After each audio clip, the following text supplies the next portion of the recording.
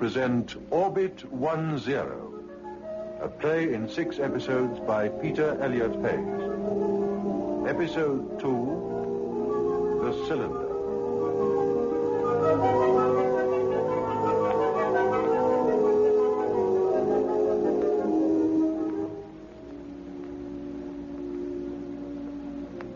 This is Tom Lambert. You've now heard the first of the tape recordings made by Dr. Hayward Petrie. In it, he described his visit to Skara in the Hebrides, where Professor McLaren was in charge of the giant radio telescope, the strange pattern of signals that were being monitored, and the finding in a lonely cove of a vibrating cylindrical object.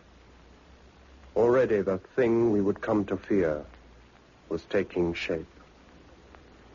In this, the second recording, Dr. Petrie continues his notes from that point. Notes, reel 2. Where was I? Oh, yes, that blustering day on Skara. McLaren and I were at work in the underground monitoring room when Clifford and Elizabeth returned from Dromede Point. Returned with a curious account of a cylinder buried under a beach. They seemed so impressed that we took McLaren's ancient car and drove round the coast to see for ourselves. Before we left, Clifford insisted on collecting 4 spades. There was the cold, deserted bay and the beach. We were led down a cliff path and shown a spot where they'd scratched out the sand. We each took a spade and dug, and in less than an hour, we had uncovered a most remarkable object.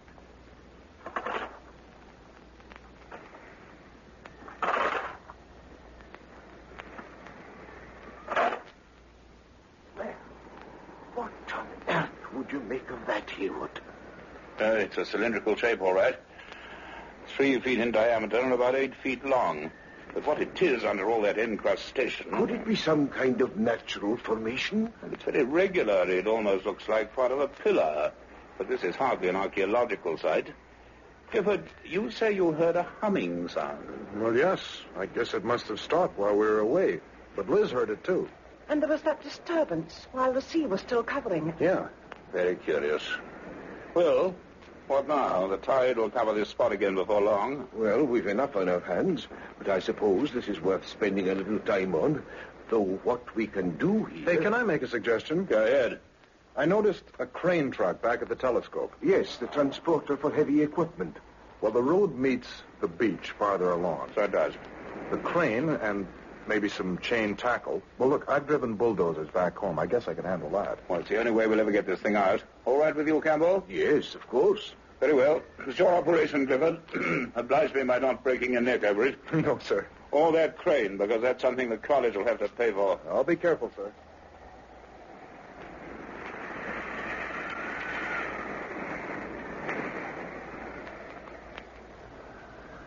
I gave no more thought to the object until the following afternoon. Then, looking down from the telescope control room, I saw the transporter pull up by the generator block. Clifford emerged from the cab and supervised the efforts of 3 resigned islanders he'd pressed into service to haul the cylinder into the building.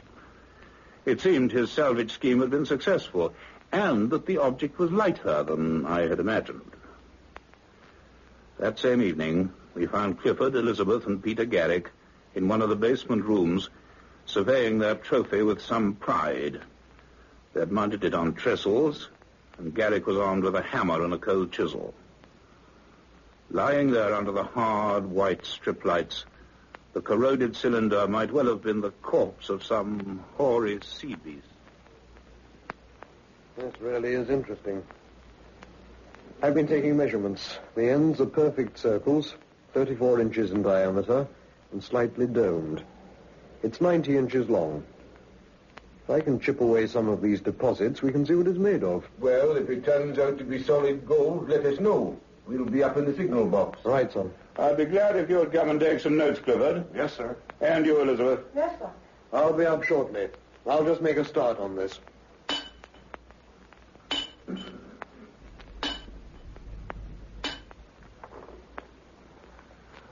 Leaving young Garrick chipping away, we went up in the lift to the glass-walled control room beneath the vast bowl of the telescope. And again we watched the dancing green traces on the oscilloscopes and listened to those thin, insistent signals reaching us across 5,000 million miles of space.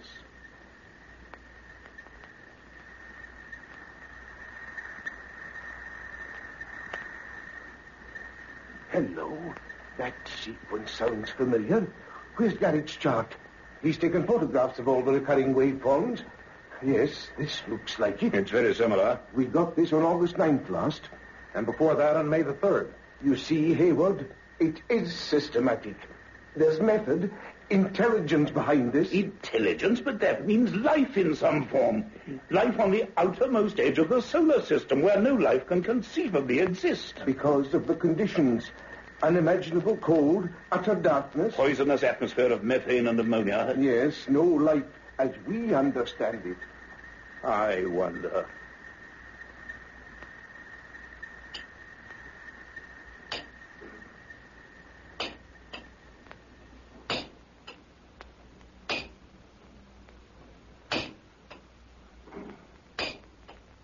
Another layer underneath. Gray like fused metal. And hard. Can't make a mark on it. It beats me how a thing like this came to be on the...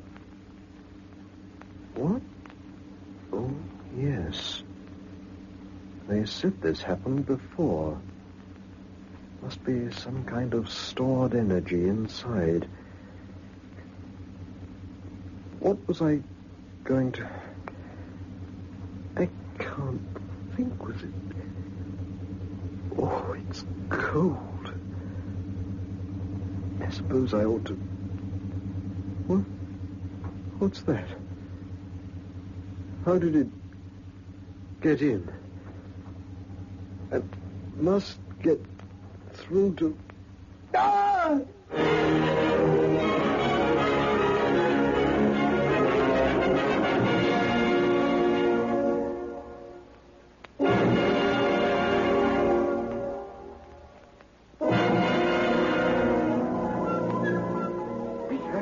Peter, are you hurt, man? Look at his hand. Gary, can you hear me? What happened? Oh, the mist. Cold. Oh, it's you, Doctor. My hand, it's burning. Has he burnt it? No, cold has done that. Extreme cold. I think it's come very near to being frostbitten. Here, take my jacket. Wrap his arm up in it. Peter, what was it? Well, I was chipping the crust away, and then the humming started. The humming? It came from inside. Not loud, but I couldn't think straight. And then suddenly there was a kind of fog everywhere. Fog? I leaned against the cylinder, and it was like touching a red-hot stove. And after that, I don't know. You reached the alarm bell, laddie, and passed out. We saw that vapor, too, when we came in. Place is like a refrigerator now, but outside it's clear. Well, another mystery for our collection, Campbell. Your cosmic noise, and now this. Hello. That's curious. What are you staring at? Well, that shelf. There were some things on it earlier. A couple of spare transformers, a pair of pliers. Has anyone moved them? I didn't. No one else has been down here. Well, perhaps I'm mistaken, but I could have sworn. Well, this is a remarkable find of yours, Clifford. Now we shall have to investigate it. Because I'm sure of one thing. It's not solid. There is something inside it.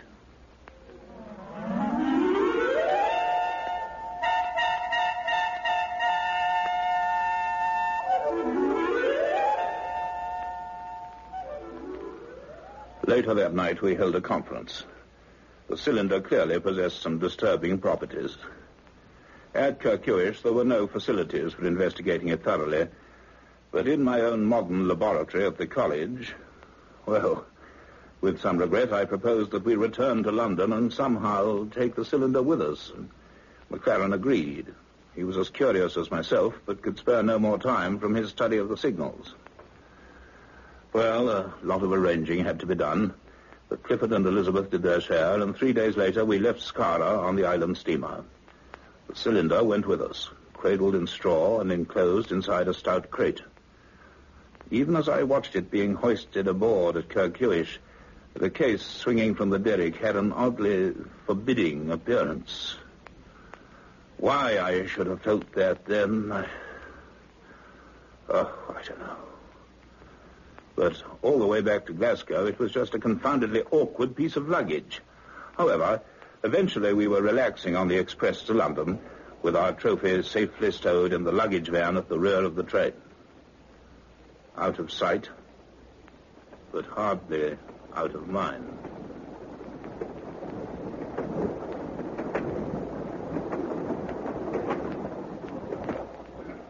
Peter Garrick was much better when we left. Yeah. The doc in the island thought he was lucky not to have lost his fingers. I don't get it, sir. What could have caused a sudden temperature drop like that? I've no idea, Clifford. But we mustn't go leaping to any science fiction conclusion. Possibly some freak condition peculiar to that cellar. And then the humming from the cylinder. Well, certain elements can resonate in magnetic fields. There was a lot of electrical equipment nearby. But there wasn't on that beach. And that mist. Something about the way it moved. It's the material that interests me. Under the sea crust that Garrick tipped away, there was another layer, rough and metallic. It reminded me of something that... We're slowing down. Stopping. It can't be Carlisle yet. May I see your tickets, please? Thank you. Thanks. Oh, thank you, sir. What have we stopped for, Inspector? Oh, seems they're having a little trouble up front with the locomotive. One of the new diesels, isn't it? Yes, but it hasn't been pulling properly for the last few miles. Yeah, I noticed that. Losing power, a motor fault, I suppose. If the motormen can't trace it, we'll have to get a relief sent up from Carlisle. We hope the delay won't be too long. So I wonder... What is it, Doctor? Anything wrong? I don't know. These last few days... Perhaps I'm getting foolish ideas. Anyway, it won't do any harm to make sure. Will you two come with me? I'm going down to the luggage van. Sure.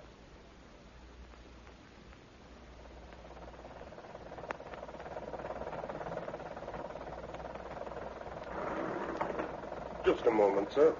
Looking for something? You have a crate of mine in here, guard. Would you mind if we take a look at it? That'll be all right. That big fella, isn't it? Machinery of some sort. Machinery? What makes you think that? Oh, I heard a sort of humming sound noise some way back. Where? Oh, it seemed to be coming from the case. Thought perhaps some electrical gadget had managed to switch itself on. Stopped after a bit, though. Here it is. Hasn't exploded anything. Just the same as it was when it came aboard at Glasgow. Cliff, it isn't. The crate's a different color. Why is the wood white like that? Search me. Funny sort of weather, this. Of course, you get all sorts up north this time of year. But it turned so blooming cold in here about a quarter of an hour ago. Had to put my coat on. And nipped my ears, too. Oh, we're off again. It seems to be covered in some kind of powder. Oh, don't touch it again, my dear. Come away from it.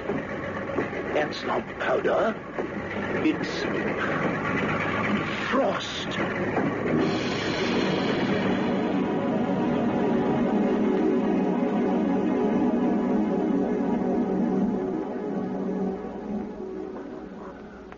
The rest of the journey after that was uneventful.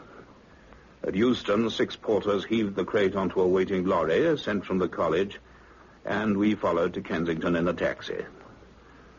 The college was empty and echoing, as it always is in vacation time, and the smell of dust and age had come back into its own. With the aid of 2 boilermen and Simmons, the head caretaker, we took the crate up in the goods lift and dragged it through the silent corridors to my laboratory. It was late in the afternoon. We were tired. But any idea of waiting until the next day to begin work just didn't occur to us. We dismantled the crate and mounted the cylinder on a long workbench, wet with wooden blocks and arranged floodlights to work by. The first thing I did was to examine the place where Garrick had flaked away the white coating of sea growth.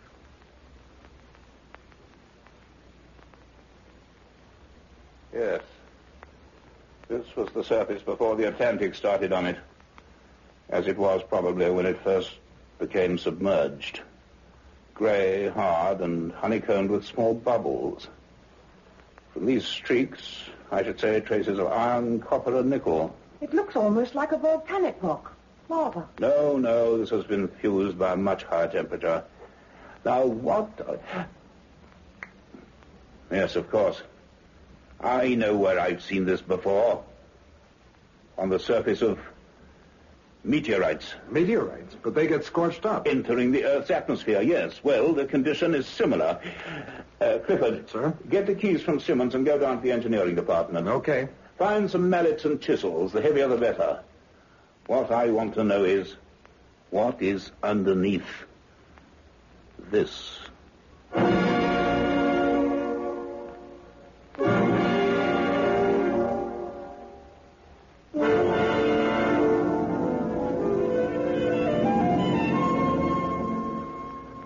For 4 hours under those glaring lamps, we chipped away like 3 sculptors inspired. Only we had no conception of what was taking shape under our tools. Beneath the outer crust was a solid layer, an inch thick, of fused mineral matter. When we had cleared one end of the cylinder, we attacked that. And that, too, we eventually got through to bare metal, bright silver, a metal cylinder. Our basic question was answered. It cannot have formed naturally. Whatever it was, it had been constructed.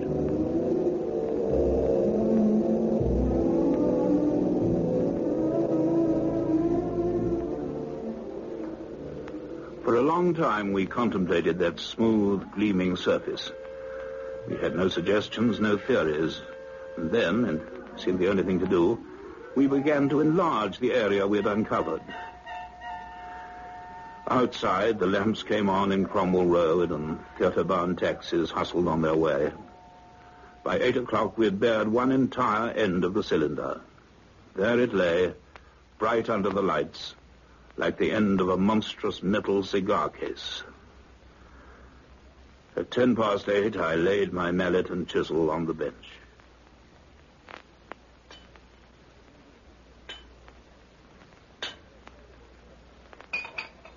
Well, no point in going on with this all night. It will take days to clear the whole surface. And then the only way in will be with an oxyacetylene torch.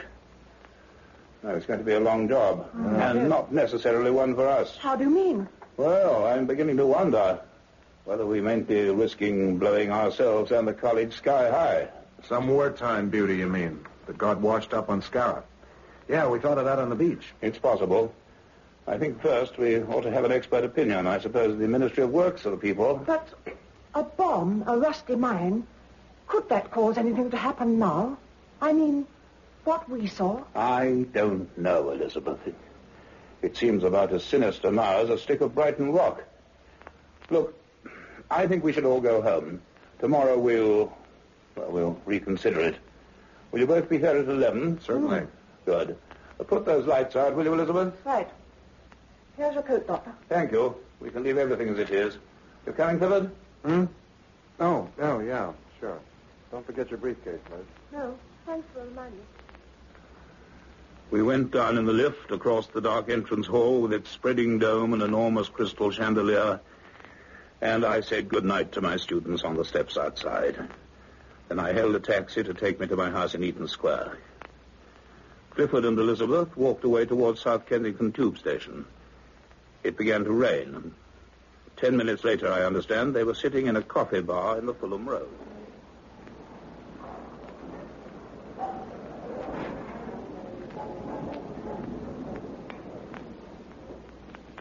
Oh, heck. How do sculptors keep at it? My chisel arm's stiffening up already. Well, what now? 8:30. You could take to the pictures if you like.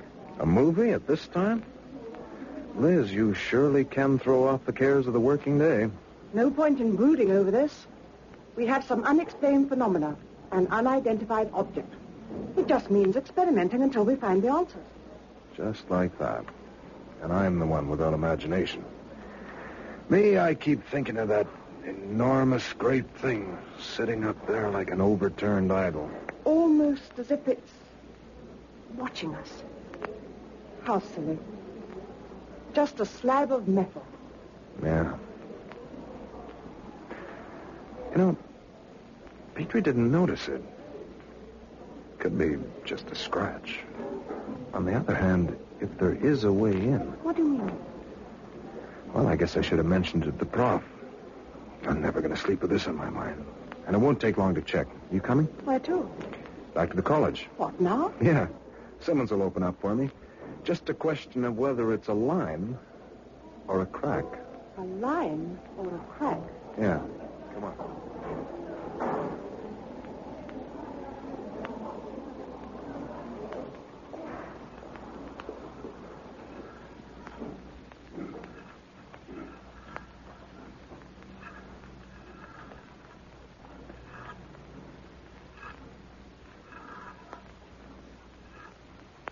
Hey, swing that lamp a bit this way, will you?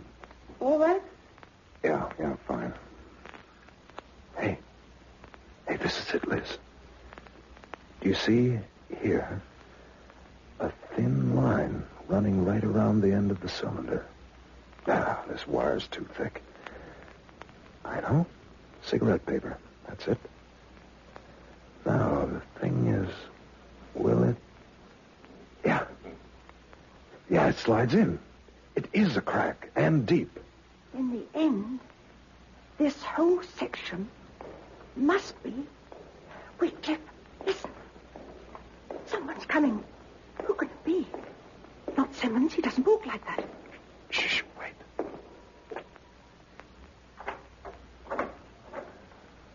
Well, it would appear that great minds do think alike. Dr. Petrie, we had no idea you were... Coming back? Neither had I until I got home and tried to forget all this. What an odd thing curiosity is. For some reason, I felt this shouldn't wait. You do, I imagine. Well, not exactly, sir.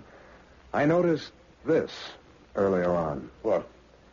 This hairline around the circumference. I've tested it, and it's a crack. A crack? Yeah. So this whole end section could be kind of a plug. It could come off. Well done, Clifford. This is important. You see, it won't move or turn. Yeah. But there's something else here on the end face. 2 holes about a foot apart. Yes. Sockets for a key. If we can find something to fit them. The engineering floor. Oh, of course. They have every kind of plate key down there. I'll be right back. All right, good man. Now, if this end is removable, it's been made so for a purpose. And that, Elizabeth, can only be... Because there is something inside. Yes.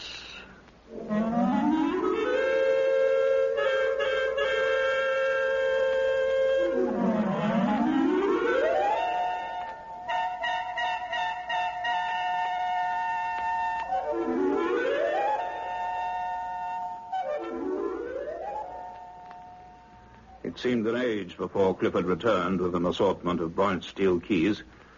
We found one that fitted the sockets exactly. Even as I felt its grip, I hesitated. Should we go on? Should we take a calculated risk? Looking back on that night, I can understand why none of us seriously considered doing anything else. We understood so little then. Clifford and I hauled on the key. After a few seconds, the whole end of the cylinder began to turn. A few inches, and then it stuck. We threw our weight on it, and then it was turning freely. A fine, polished thread crept slowly into sight. The gap between the plug and the casing steadily widened. I think we're nearly there. Better be ready to catch this when it comes clear. Yes, turn slowly. Elizabeth, stand back, please. Clifford, stop a moment. Something wrong? I want to listen. Escaping gas. Anything. No, nothing. All right. Go on, very slowly. Yeah. It's coming. Now, hold it. Don't let it drop. I've got it. I'll let it down. That's it. Elizabeth, quickly. Can you see anything? It's hollow. There's a cavity. But it seems to be empty. What? Yes. A hollow barrel about 18 inches across. Hey, look at the thickness of that casing. 9 inches of solid metal at least. This doesn't go in very far. There's something blocking it. Elizabeth, bring that lamp down here. That's it. Now. Yes. The hole goes in for about a foot, and then just a shiny surface. It looks like glass. Green. Listen. There it is. That humming. Is that what you heard before? Yes, but much louder. I don't understand it. This enormous thing and nothing inside, but unless... bring the lamp nearer. Nearer. Yes. It must be. Well, what else can there be? There's no other way in. But don't you see? That green substance, it's solid. And it isn't attached to the casing. It must run the full length inside. You mean... The cylinder is just a shell, a container, to protect some kind of inner core, something green and hard. Polished to a perfect fit that could be slid in. And then the casing capped and sealed, and that would keep it intact for, well, any sort of journey. If it went in like that... It should come out the same way. Doctor, you said a journey.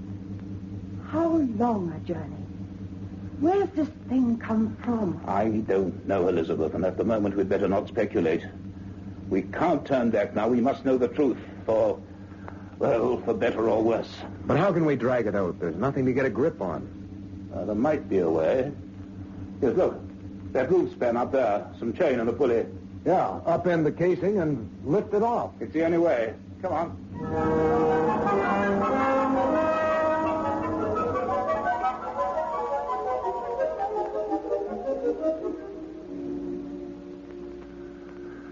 We worked feverishly into the early hours.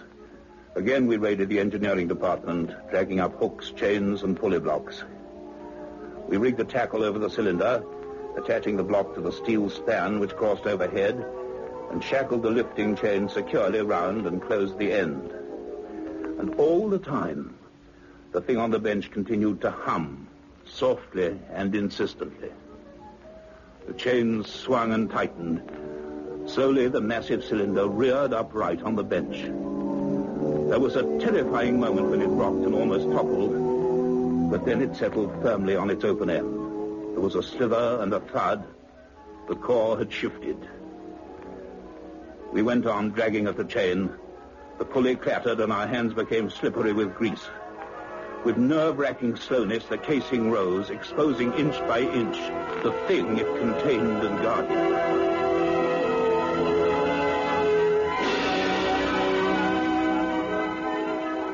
It was a rod, an enormous green rod. It was solid and transparent. But embedded in it was a fantastic tracery of fine silvery wires, a glittering spider's web of strange branching patterns, and every gleaming vein converged to one point, a hollow cavity in the heart of the crystalline mass, a round bubble containing something gray and bulbous, something that looked like a fine sponge. Something which expanded and contracted rhythmically, pulsing with fierce, vital energy.